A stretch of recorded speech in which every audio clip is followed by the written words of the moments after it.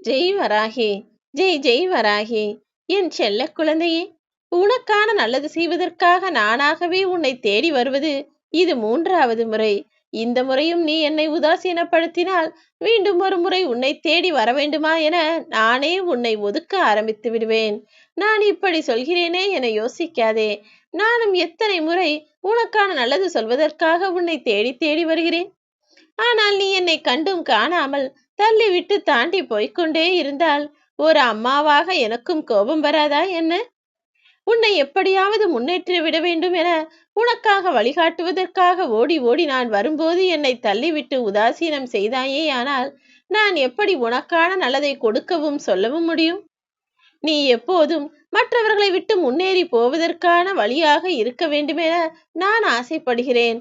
ஆனால் நீயோ மற்றவர்கள் போகக்கூடிய வழியையே வியந்து ஆச்சரியப்பட்டு பார்த்து கொண்டே இருக்கிறாய். இவர்கள் எப்படி இவ்வளவு சந்தோஷமாக இருக்கிறார்கள்? இவர்களின் வாழ்க்கை எப்படி இவ்வளவு வளர்ச்சியாகவும் மலர்ச்சியாகவும் இருக்கிறது என மற்றவர்களை பார்த்து வியப்பதை முதலில் நிறுத்து. மற்றவர்களையே பார்த்து கொண்டிருந்தால் உன் வாழ்க்கையை நீ எப்போது பார்க்க போகிறாய்? நீ முன்னேற வேண்டும், உன் வாழ்வில் நல்லது நடக்க வேண்டும் என்பதற்கு ஆதாரமாக இப்போதிலிருந்தே சின்னஞ்சிறிய முயற்சிகளை தொடர்ந்து செய்ய தொடங்கு. உனக்கு சாதனையை புரிவதற்கு எல்லா வகையிலும் உன் வராகி அம்மா நான் துணை நிற்பேன். இது நாள் வரை வாழ்ந்த வாழ்க்கை உனக்கு கஷ்டமானதாக இருந்திருக்கலாம். ஆனால் இனிமேல் நீ வாழப்போகும் வாழ்க்கையானது பிரகாசமாக இருக்க வேண்டும் என்பதற்காக தான் உன்னை தேடி வந்து அருளாசியை கொடுப்பதற்காக ஓடி வந்துள்ளேன். நீ செய்யக்கூடிய செயலை செய்வதென்பது வெற்றி கிடைத்து விடாது என் செல்லமே. அதை மிகவும் மகிழ்ச்சிகரமாக, திருப்திகரமாக, மன நிறைவாக, மிகவும் ஒருங்கிணைந்த முயற்சியோடு செய்யும் போது மட்டும்தான் உனக்கு வெற்றி கிடைக்கும். எந்த செயலை செய்தாலும் சரி, மன நிறைவோடு ஒருங்கிணைந்து சலிக்காமல் வெறுக்காமல் சிறப்பாய் செய்யப்பார். கொஞ்சம் வெற்றி தள்ளி போகிறதே தவிர உனக்கான முயற்சிகளுக்கெல்லாம் பலனாக நான் நிச்சயம் நல்பலனை கொடுப்பேன். உன் முயற்சிகள் ஒருபோதும் வீணாக போகாது என் செல்லமே.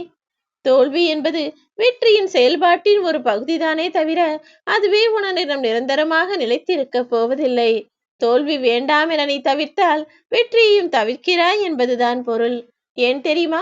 வெற்றி பெற ஆசைப்படுபவர்களுக்கெல்லாம் முதலில் நான் தோல்வியைத்தான் கொடுத்து சோதனை செய்வேன். அவர்கள் தடுமாறாமல் எதையும் தாங்கிக் கொள்ளக்கூடிய தைரியத்தோடு இருந்தால்தான் அடுத்து நான் வெற்றியை கொடுப்பேன். இது என் சோதனையின் உச்சம். நீ கவலை கொள்ள வேண்டாம்.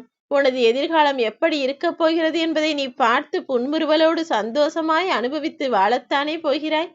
இன்று நீ என்ன செய்கிறாயோ அதை பொறுத்துதான் உனது எதிர்காலம் அமையும் என்பதை மட்டும் மனதில் வைத்துக்கொண்டு எல்லா செயல்களையும் செய்து வா.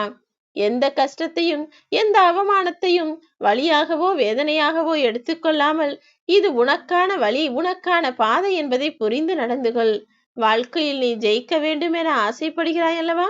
முதலில் உன்னை இழிவாக நினைப்பவர்களையும் குறை சொல்பவர்களையும் உன் வாழ்க்கையிலிருந்து ஒதுக்கி வைத்துவிட்டு உனக்கு நல்லது சொல்பவர்களை மட்டும் உன் அருகில் வைத்துக்கொள். அவர்கள் சொல்லக்கூடிய வாழ்க்கையில், அவர்கள் சொல்லக்கூடிய பாதையில் உன் வாழ்க்கையை நீ வாழப்பார். எல்லா இன்பங்களையும் நீ அடையும்படியும் எல்லா வெற்றிகளும் உனக்கு கிடைக்கும்படியும் நான் நிச்சயம் உனக்கு அருள் செய்வேன்.